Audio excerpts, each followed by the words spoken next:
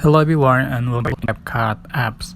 So you can open the CapCut apps and you can tap on your project to make a new project, and you can also open the your project that's created.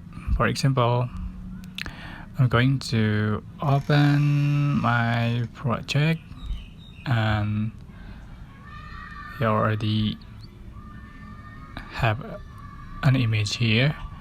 And I'm going to add the overlay. How to just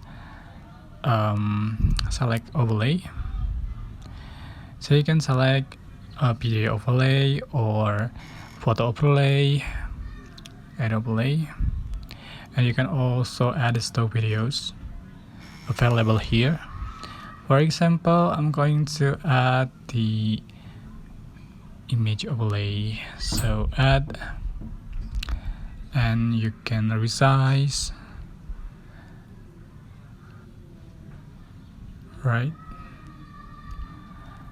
and just for the duration the same length.